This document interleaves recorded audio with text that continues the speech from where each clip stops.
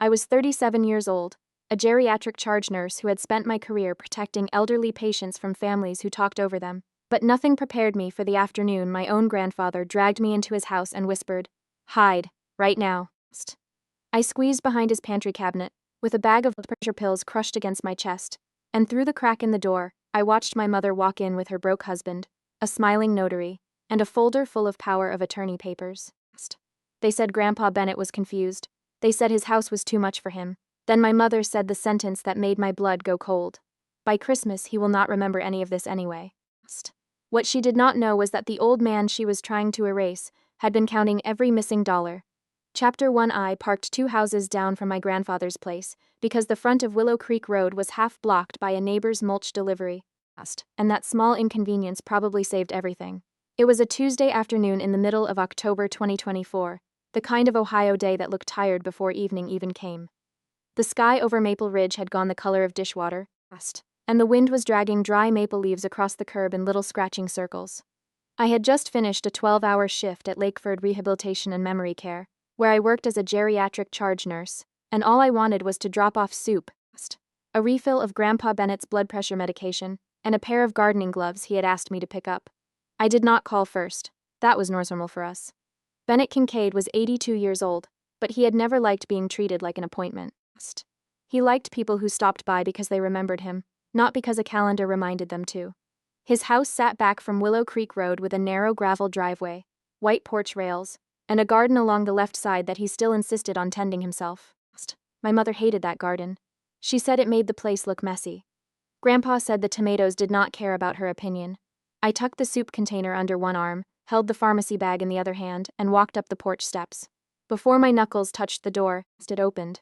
My grandfather stood there in his gray cardigan and house slippers, but he did not look like himself. Bennett had been a bookkeeper for half of Maple Ridge before he retired. He had balanced ledgers for small businesses, counted donations for First Maple Church, and once caught a $17 mistake in a fundraiser account 3 months after everyone else had forgotten about it. Calm was practically built into his bones, but that afternoon his face was pale and his eyes were sharp with fear. He grabbed my wrist and pulled me inside. "Get inside, hide, right now." I almost laughed because I thought he was joking. Then I heard tires grinding over gravel outside. Grandpa turned his head toward the front window, and whatever question I had vanished in my throat. He took the soup from my arm, set it on the small table by the door, and pushed me toward the kitchen. "Grandpa, what is going on?" I whispered. He did not answer. He moved faster than I had seen him move in years, guiding me through the kitchen to the narrow space beside the pantry cabinet. It was an old built-in cabinet, deep enough to hide canned goods and wide enough to hide a person if that person stood sideways and did not breathe too loudly. The pharmacy bag crinkled against my chest as he eased me into the gap. The air smelled like old wood, coffee gone cold, and the lemon cleaner he used every Saturday morning. Before he closed the pantry door most of the way, he looked directly at me and pressed one finger to his lips. That look stopped me more than his hand did. It was not the look of a confused old man. It was clear, deliberate, and terrified. Through the thin crack between the cabinet and the wall, I saw the front room at an angle. Grandpa walked back toward his chair near the window just as the front door opened without a knock. My mother came in first. Marcy Kincaid Rowe was 59, and the whole town of Maple Ridge knew her as the kind of daughter who remembered birthdays, organized church casseroles, and posted photos with captions about family blessings.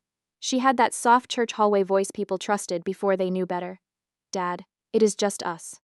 Do not get up." Her voice floated into the room like warm milk, but I heard the edge beneath it. I had grown up with that edge. It was the sound she used when she wanted someone to obey and feel guilty for hesitating. Dean Rowe stepped in behind her. He was 61, my mother's second husband, a former home renovation contractor with heavy boots, and a habit of looking around a room as if he were estimating what could be sold from it.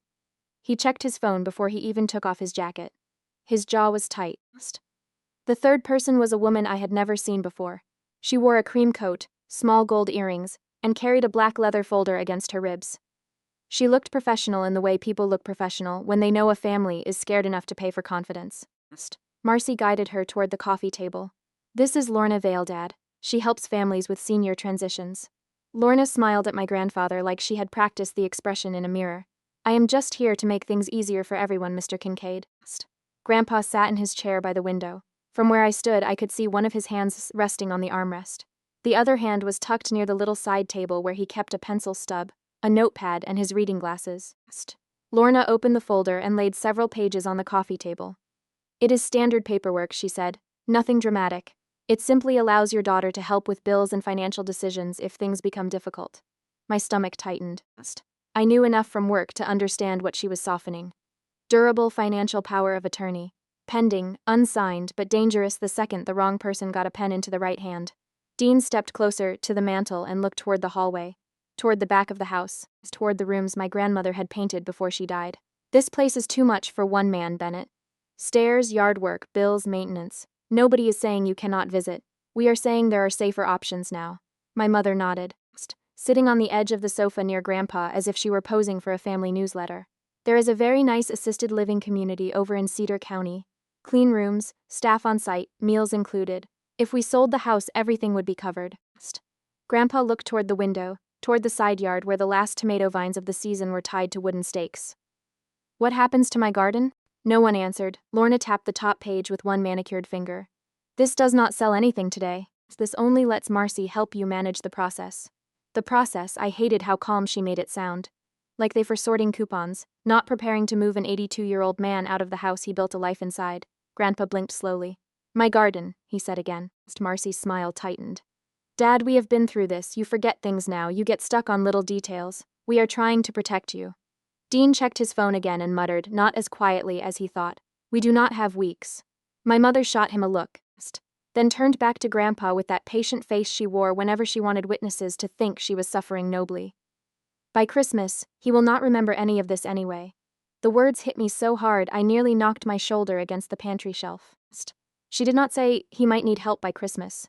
She did not say she was worried. She said he would not remember. As if he was already fading out of the room while he sat 10 feet away from her, breathing, listening, asking about the garden he planted with his own hands. For a moment, all I could hear was my own heartbeat. Grandpa lowered his eyes. He looked small then, smaller than I had ever seen him. Lorna uncapped a pen and leaned forward. Why do we not just sign the first page so your daughter can start helping with the bank? Grandpa reached for the pen, then let it slip from his fingers. It rolled under the coffee table. Oh, he said softly. Clumsy today. Dean sighed. Grandpa looked at him with mild confusion. You are the bank fellow, right? Dean's face hardened. Marcy patted Grandpa's knee. No, Dad, that is Dean, my husband. Grandpa nodded as if trying to place him. Right, Dean. Then he looked toward the window again. Will somebody water the tomatoes if I go? Marcy closed her eyes for half a second, and in that half second I saw the real woman under the devoted daughter. Not worried, annoyed. Lorna picked up the pen and tried again, but my grandfather's other hand moved near the side table. From the pantry crack, I saw what no one else seemed to notice. His fingers closed around the pencil stub. Very carefully, very steadily, he wrote something on the corner of the notepad. There was no tremor in his hand. My breath caught. He was not drifting. He was performing. Lorna glanced at Marcy. Maybe today is not the best time. If he is tired, we can revisit this when the family is gathered. Marcy inhaled slowly, rebuilding her soft voice. Your birthday is coming up, Dad. We will have everyone here. Reverend Whitaker, Celia from next door, your church friends, the cousins. It will be good for everyone to support your next chapter together. Next chapter. That was how my mother renamed an eviction. Grandpa nodded vaguely. Cake, he murmured. Yes, Dad, cake. Dean scooped up the folder Lorna had not fully closed. Marcy bent down and kissed the top of Grandpa's head. He did not lean into it. We will be back soon, she said. Try not to worry. The three of them left the house with the papers, the pen, and the plan they thought no one else had heard. For several seconds after the door closed, Grandpa did not move. He stayed in that chair with his shoulders rounded, looking like exactly the man they had wanted him to be. Then his head turned toward the pantry. You can come out now, Audra. His voice was low and steady. My legs felt weak when I stepped into the kitchen. The pharmacy bag was still crushed against my chest. I wanted to ask a dozen questions, but Grandpa reached for the notepad first. He tore off the corner he had written on and handed it to me. On the paper were two things: Eleanor Price, $24,600. I looked up at him. Grandpa, what is this? His eyes met mine, clear as glass. That is what is missing, he said. 11 weeks. The room seemed to tilt around me. My mother had not come to protect him. Dean had not come to help him. Lorna Vale had not come to make anything easier. And Bennett Kincaid, the man they were so sure would not remember by Christmas, had been counting every dollar, every visit, every lie. That was when I understood my grandfather was not waiting to be saved from confusion. He was waiting for someone else to finally hear the truth. Chapter 2. I looked down at the torn corner of notepad paper until the numbers blurred. $24,600. 11 weeks. My first instinct was to argue with the number, because arguing with numbers felt easier than admitting what it meant. My mother could be controlling. She could be sharp. She could twist a room until everyone inside it apologized for breathing wrong.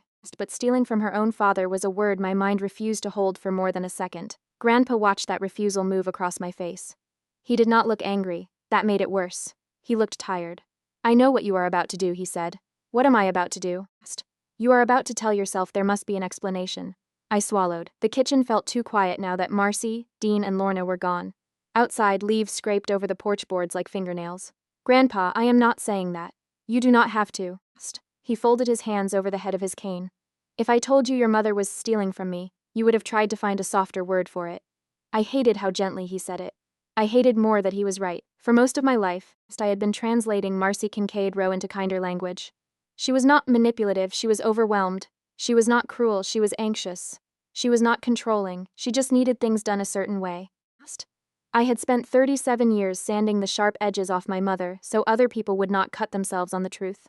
But there was no soft word for a missing $24,600. Grandpa pointed toward the chair across from him. I sat. My knees still did not feel steady. It started in August, he said. The bank statements stopped coming here. You thought maybe they went paperless, I did. Then I got a letter about an online access change. But it came folded inside a stack of church mail. Reverend Whitaker dropped off by mistake. The address line had your mother's street on it. He said it clearly, like he had rehearsed the dates in his head. After that, I checked the old register. $800. Then $1,200, then $3,000. Small enough at first to look like bills if somebody did not know my habits. You tracked all of it? I was a bookkeeper before your mother learned how to spell checking account. It should have made me smile. It almost did. Then I looked at the paper again. Why did you not call me? Grandpa's eyes moved toward the pantry, then back to me. Because I needed you to hear them before you heard me. That landed harder than any accusation could have. At Lakeford Rehabilitation and Memory Care, I had sat in too many family meetings where adult children used the word protection like a key. We are protecting Mom. We are protecting Dad. We are protecting the house. We are protecting the family. Sometimes they meant it. Sometimes they meant, give me the checkbook before anyone asks questions. A patient named Mara Keene came back to me so clearly, I could almost hear the wheels of her walker squeaking down the therapy hall. She was 78, recovering from a mild stroke, sharp enough to beat the nurses at crossword puzzles. Her son had used a power of attorney to list her little brick house, while she was still relearning how to button a cardigan. I remembered her sitting beside the window, looking out at the parking lot, saying one sentence I never forgot. They talk about me like I am already gone. My mother had said almost the same thing about Grandpa. He would not remember by Christmas. I stood up before I realized I had moved. We call Eleanor Price tonight. Grandpa nodded once, like he had been waiting for me to arrive there. He gave me the rest of the notepad page, where he had written a phone number in his neat block handwriting. Eleanor Price was 64, an elder law attorney in downtown Maple Ridge. I knew her name from family conversations, mostly from when Grandma Nora had been alive. Eleanor had handled estate papers, church donations, and the kind of legal work people never discussed until somebody died or somebody got greedy. I called her from Grandpa's kitchen while he sat across from me, still in the chair where my mother had tried to turn him into a problem. Eleanor answered on the fourth ring, her voice firm and awake enough that I wondered if lawyers ever truly slept. This is Eleanor Price. My name is Audra Kincaid. I am Bennett Kincaid's granddaughter. There was a short pause. Is Bennett with you? Yes, put me on speaker. I did. Grandpa leaned forward. Eleanor, he said. Bennett, have you signed a durable financial power of attorney naming Marcy? No. Have you signed anything with a notary recently? Something Lorna Vale said was for bill access. Eleanor exhaled through her nose. Not a sigh, more like a file drawer opening in her mind. Audra listened carefully. If the durable financial power of attorney is not signed, the door is still open. But it is not going to stay open by itself. What do? We get bank records, we find out exactly what he signed. We get an independent capacity evaluation. We document any attempt to isolate him. And we make an Adult Protective Services intake report. But do not expect APS to finish anything before a birthday party if they are planning one. Grandpa looked at me when she said birthday party. Eleanor continued. Do not confront your mother tonight. My grip tightened around the phone. She was in this house with a notary. And if you confront her too early, she will change the story before you have evidence. She will say you are confusing him. She will say you want the house. She will say Bennett is paranoid because you upset him. People believe the first calm voice they hear. My mother's voice filled my head. Please pray for us. I am just trying to protect Dad. Tomorrow morning, Eleanor said. Take him to Cedar County Bank. Bennett should make the requests himself, not you, him. He needs to be seen acting with capacity. Grandpa gave a small nod. I can do that, and Audra, Eleanor added. Anger is not documentation, bring me paper. The next morning I called Lakeford before sunrise and traded shifts with another nurse who owed me a favor. By 9:15, Grandpa and I walked into Cedar County Bank on Maple Avenue.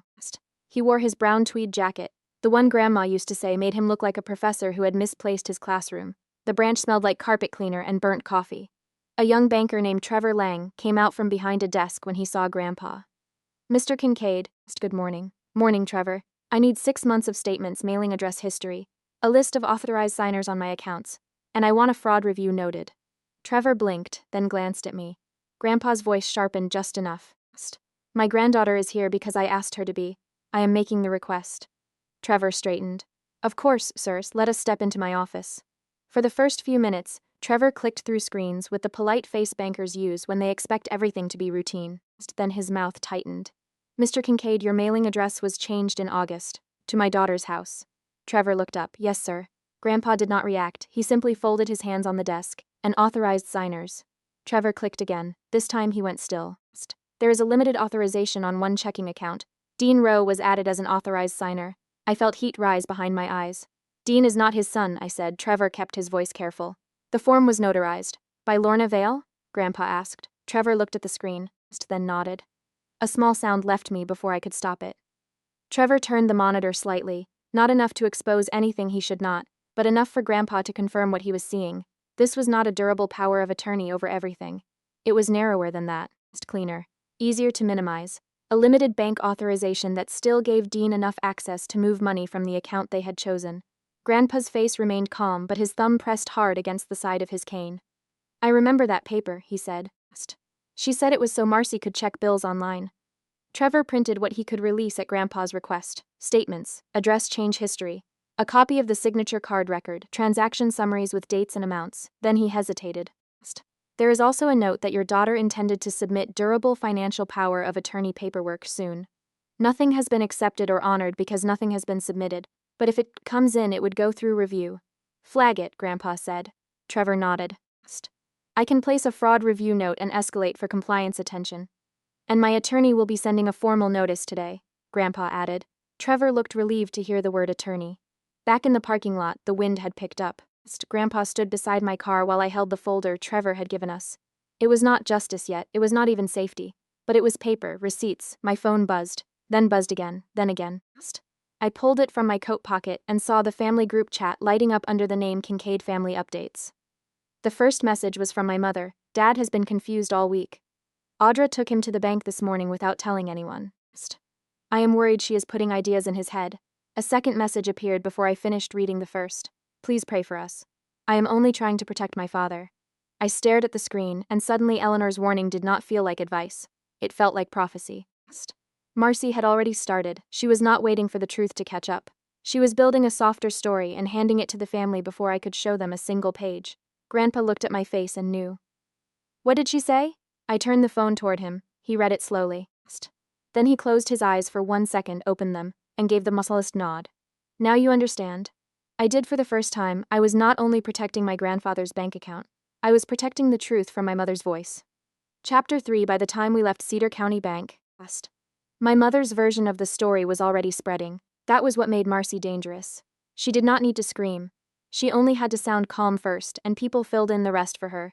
The family group chat kept lighting up while Grandpa sat beside me in the passenger seat. Watching the maple trees blur past the window, Aunt Linda sent praying hands. My cousin Blake wrote, "Is Grandpa okay?" Then someone else asked, "Audra, did you really take him to the bank?" I held the phone in my lap and did not answer. Grandpa noticed. Do not fight her in the group, he said. I know. She wants you to sound angry. By noon, Marcy had shaped the whole thing into concern. Dad has been forgetting more than people realize, she wrote. I have tried to handle this privately, but Audra suddenly asking about his accounts is concerning. A minute later, she added, I do not want anyone attacking her. She has always had trust issues with family. There it was. Not an accusation. A diagnosis. I took screenshots of every message at 12:17. My cousin Whitney Kincaid texted me privately. Whitney was 35, a second-grade teacher, and one of the few people in our family who still knew how to ask a question without turning it into a trap. Are you okay? I wrote back, "No, but I am careful." 3 dots appeared, disappeared, then appeared again. "Your mom called Aunt Linda last night. She said you have been asking about Grandpa's money and acting strange." My stomach tightened. Did she say I wanted the house? Whitney did not answer right away. Then a screenshot came through. It was from a message my mother had sent to her sister. Audra has always been sensitive about inheritance talk. I am worried she is confusing Dad while he is vulnerable. I sat in my parked car outside Grandpa's house and stared at that sentence until the words lost shape. Grandpa did not ask to see it, he already knew. "Save it," he said. "I am saving all of it." That afternoon, after I got Grandpa settled and made sure the back door was latched, I went home and opened my laptop at the kitchen table.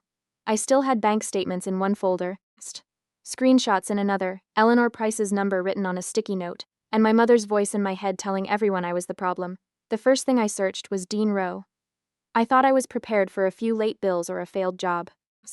I was not prepared for how quickly the pieces lined up. Rowe Home Renewal had once been a small renovation business. The website was still up, but half the links were dead. There were 2 contractor complaints attached to his old license. One was for unfinished deck work. Another was for deposits taken before a kitchen remodel that never started. Then I found a business loan filing and a notice connected to the house he shared with my mother. $68,400. Pre-foreclosure notice, 30 days.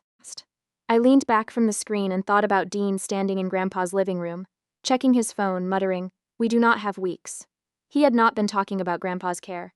He had been talking about his deadline. The ugly thing was, I could almost see how my mother had gotten there. Marcy had spent her whole life believing Bennett loved duty more than he loved her. Church books, memorial funds, neighbors, my grandmother Nora's memory, the town, the house, the garden. Anything but the daughter standing right in front of him. That wound was real. But somewhere along the way, my mother had turned hurt into ownership. She was not taking because she was poor. She was taking because she had convinced herself the house should have been hers already. By evening, I searched Lorna Vale. Her website was polished and gentle. Cream background, smiling older couples, phrases designed to soften alarm. Senior transition coordinator, mobile notary, helping families navigate difficult decisions. There was no law degree. No social work license, no medical credential. Just a notary commission and a business model built around frightened families who wanted paperwork to feel like compassion. Then I found a complaint in an online review from Dayton. The woman wrote that Lorna had come to her father's house 2 days after surgery, when he was groggy on pain medication, and pushed papers across a table while repeating, "I do not give legal advice, I only facilitate signatures." I screenshotted that too. Then I checked Lorna's public booking page. Most of the calendar was hidden, but October 26th had one long blocked appointment in the afternoon. Private family signing, Grandpa's 82nd birthday. My hands went cold.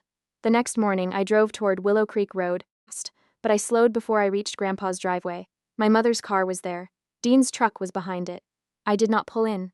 I parked near the corner, where the road curved behind a line of hedges, and I sat there deciding whether fear was a reason to wait or a warning to move smarter. That was when Celia Landry waved me over from her mailbox. Celia was 73, retired from the county library, and had lived next door to Grandpa longer than I had been alive. She wore a quilted vest and had a way of looking at people that made lying feel disrespectful. "You are Audra," she said. "Bennett's girl." "I am." She glanced toward Grandpa's house. I was wondering when you would come around." That sentence made my throat close. "Mrs. Landry, have you seen anything strange?" She looked back at the house before answering. "Dean was measuring the garage last week, took pictures of the siding and the back fence, asked me if I knew where the property line ran."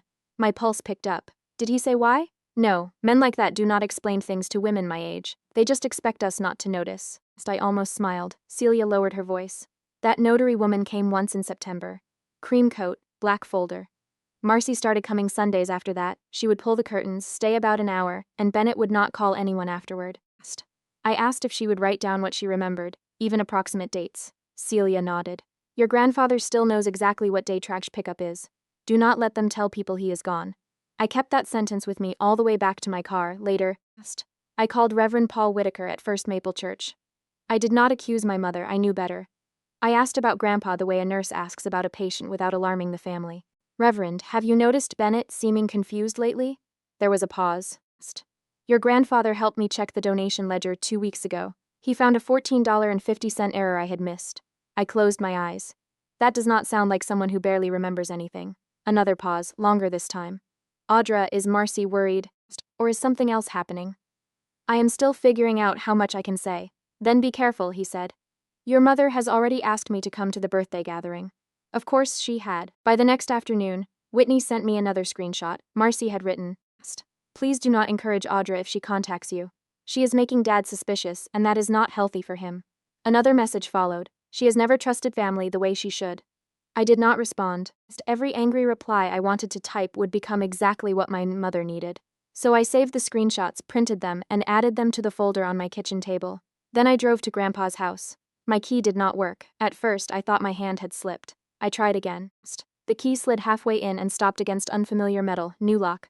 I stood on the porch with my heart beating in my ears. My phone buzzed, a message from Marcy. For Dad's safety, I changed the locks. He needs rest. Please stop upsetting him. I called Grandpa. No answer.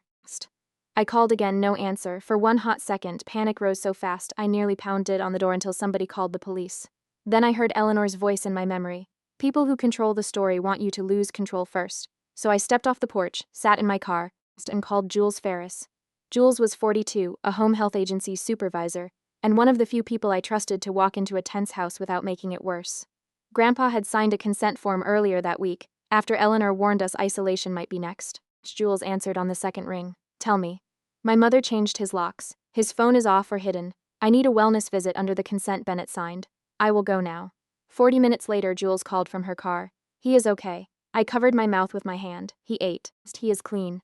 He knows the date. He knows who the president is. He asked me if Lakeford still serves that terrible meatloaf on Thursdays. I laughed once, but it broke in the middle. Where was his phone? Marcy said she put it away so he could rest. Of course she did. Jules's voice softened. He gave me a message for you. What did he say? He said, tell Audra not to rush the door. Let them bring the papers. I looked at the new lock on the front door, the house my grandfather still owned, the curtains my mother had closed from the inside. Bennett was still playing his game. But Marcy had changed the board.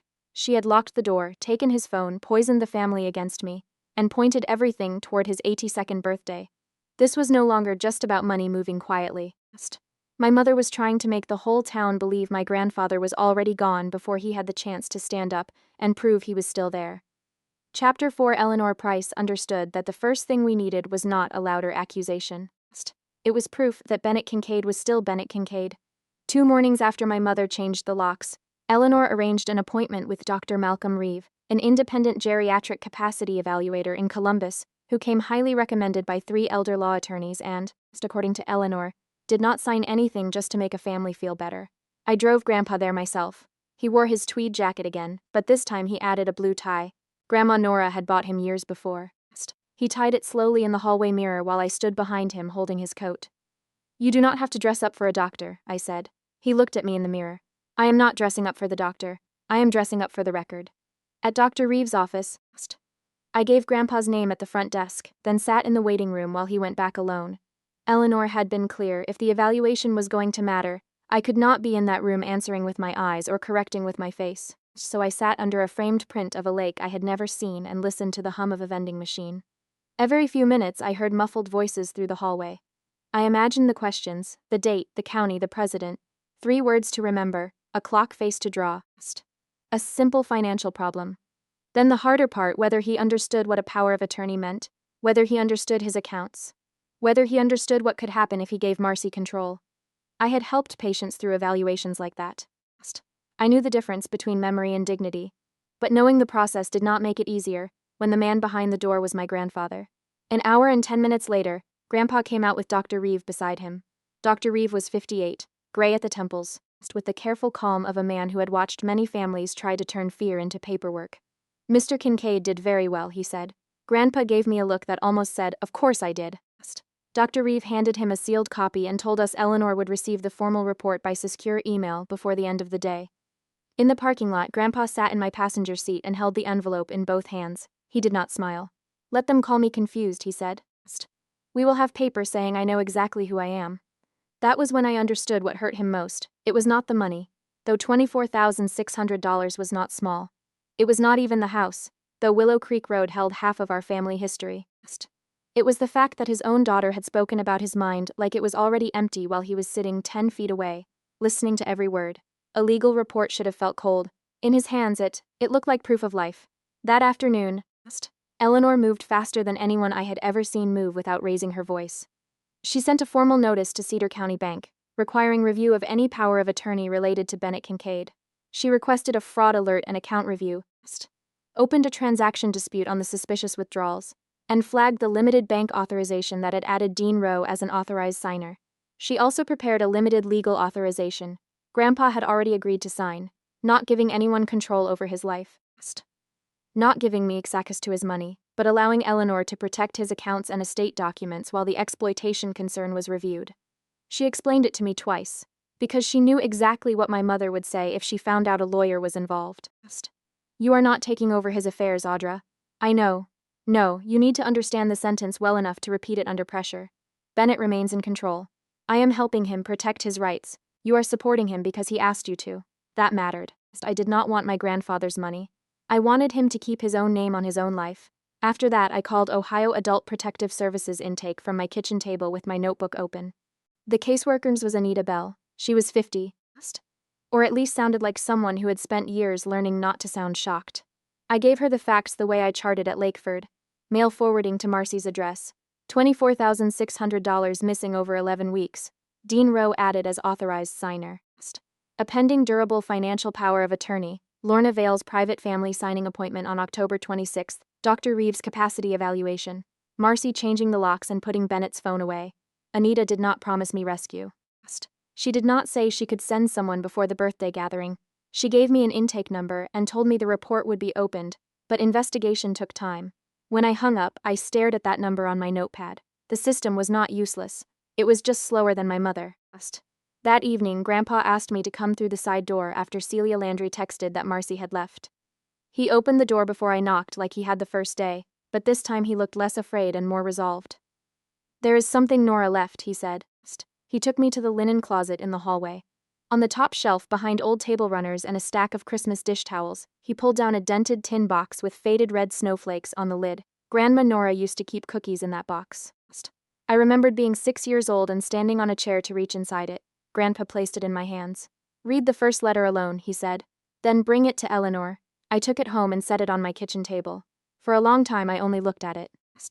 Opening that box felt like opening a room in our family nobody had wanted to clean. The first envelope had my name on it, but under my name, in Grandma Nora's slanted handwriting, were the words, "When the house becomes something people fight over." My throat tightened before I even unfolded the paper. Nora wrote that money could make children strangers to one another.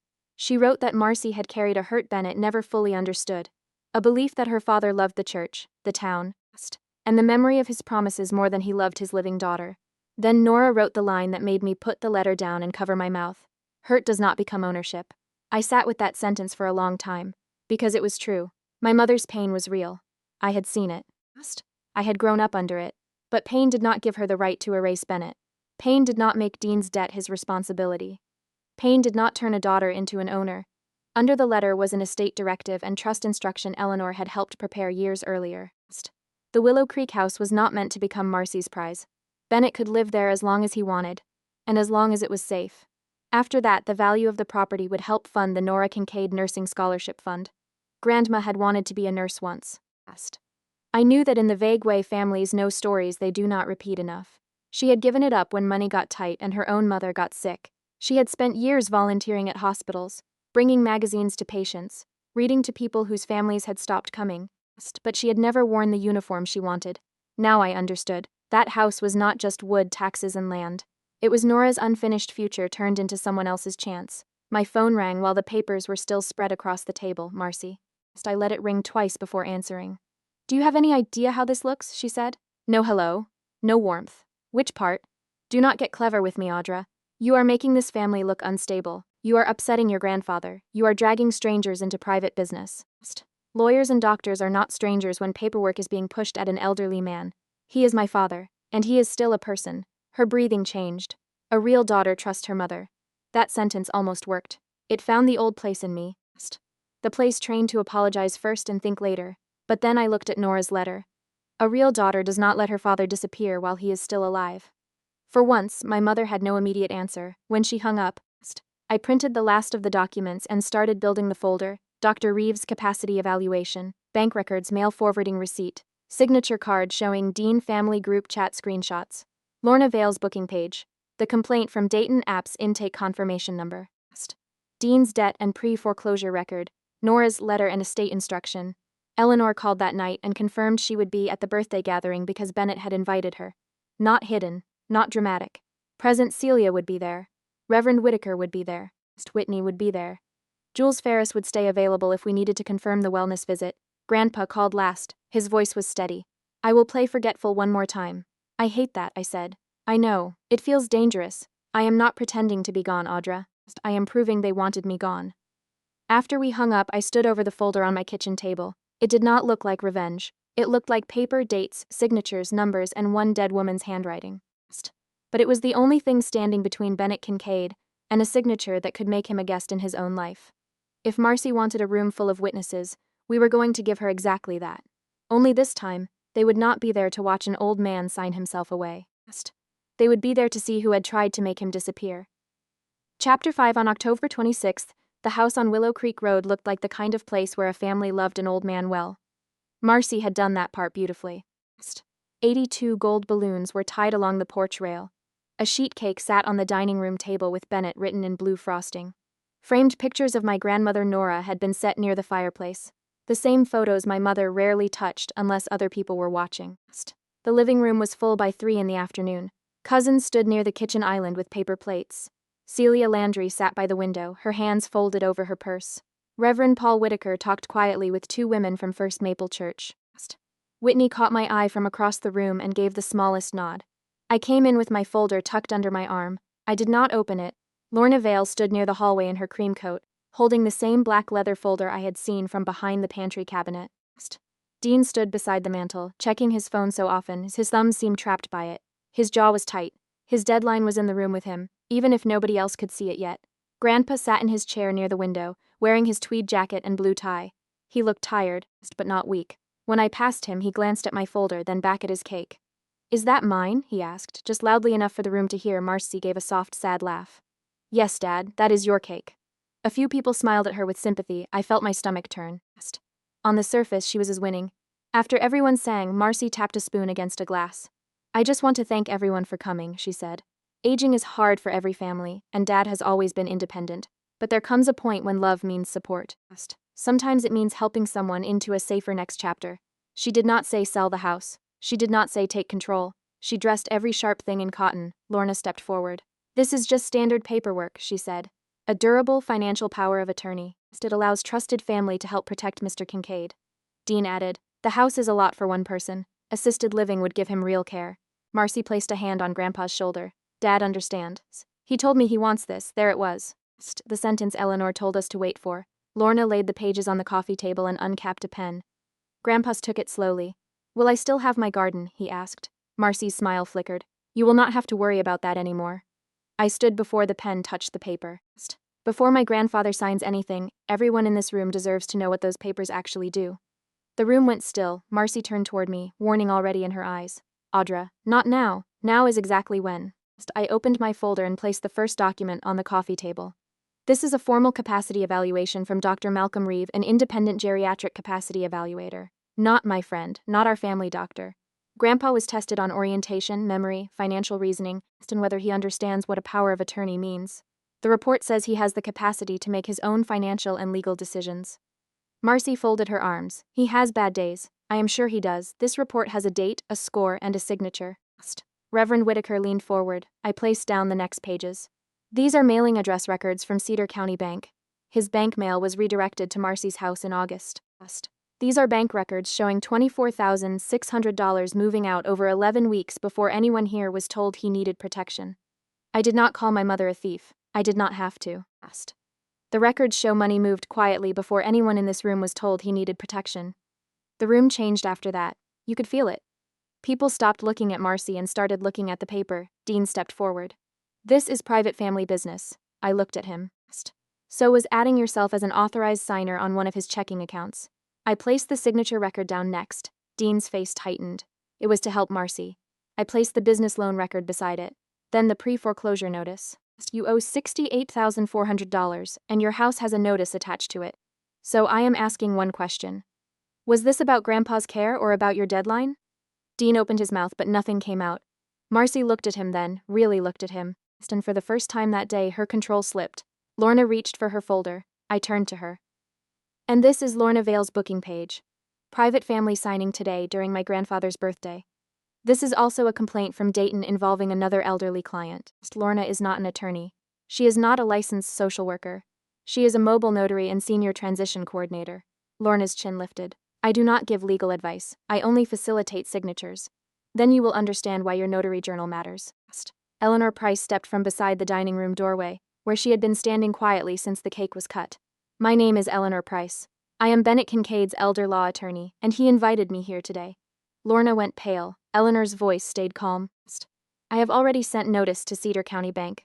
Mr. Kincaid signed a limited legal authorization after being evaluated as competent, allowing me to protect his accounts and estate documents from suspected exploitation. If you notarize anything today under these circumstances, with a capacity report, APS intake, bank notice, and coercion concerns in play, your notary journal will become evidence. Lorna capped the pen. No one shouted. No police sirens arrived. The power simply shifted. Then Grandpa stood. He did not shake. He did not look lost. He looked at each person in that room and named them. Marcy, Dean, Audra, Reverend Whitaker, Celia, Whitney. My mother's face drained. I am not confused, he said. I have not been confused. I acted forgetful in front of Marcy, Dean, and Ms. Vale because I needed them to say out loud what they wanted from me. The room was silent enough to hear the refrigerator hum. I heard my daughter say I would not remember by Christmas, he continued. I remember. I remember all of it. Marcy began to cry then, but the tears came angry. After everything I did, this is how you repay me? You gave your whole life to Nora, to the church, to neighbors, to that memorial fund, and I was supposed to wait quietly forever. Marcy, Reverend Whitaker said softly, but she was past stopping. That house should have been mine anyway. There it was, not concern, not protection. Ownership. Celia turned her face away.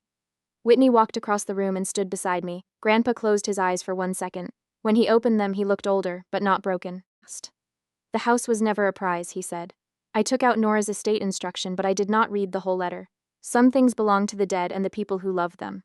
Nora left instructions, I said. Willow Creek was meant to help fund the Nora Kincaid nursing scholarship. She was not trying to punish anyone. She was trying to make sure another woman did not lose her future. Marcy stared at the paper as if it had slapped her. Lorna left without notarizing anything. Dean walked out before anyone asked him another question. Reverend Whitaker gently suggested my mother step outside for air. And this time, when she looked around the room, nobody rushed to rescue her version of the story. Grandpa sat back down. I stood beside him. For the first time in my life, I did not feel like the daughter hiding in the pantry of my mother's moods. In the weeks that followed, Cedar County Bank kept the fraud review open. Part of the money was recovered, and the rest became a repayment demand and dispute tied to Dean. Anita Bell from Adult Protective Services followed up and issued protective recommendations. Eleanor reported Lorna Vale to the State Notary Commission, and her elder signing work in our area stopped almost overnight. Dean did not leave with a scene. He left the way men like him usually leave, quietly, after the money stopped looking reachable, and the pressure started pointing back at him.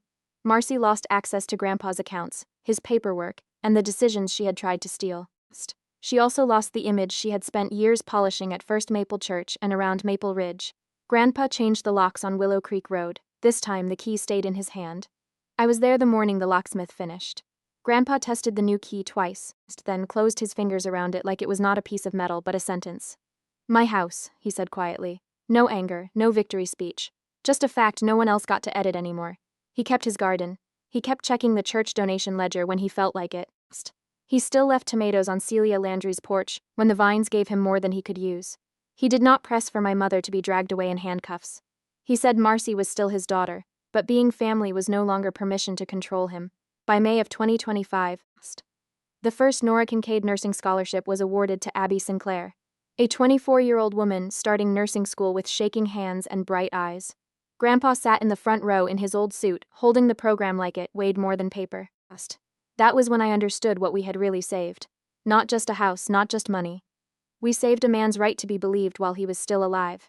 The day Grandpa told me to hide, I thought he was afraid. But he was waiting for the right person to hear the truth. And after that day, nobody in our family could call silence love again. What would you have done first if this happened in your family? Would you have called the lawyer, the bank, or Adult Protective Services? And have you ever seen an older parent or grandparent talked over, trolled, or treated like they were already gone while they were still right there in the room? Tell me where you are listening from. And tell me the warning sign you would never ignore. Scabber if you want more stories about family betrayal, quiet justice, and the people who finally stop staying silent.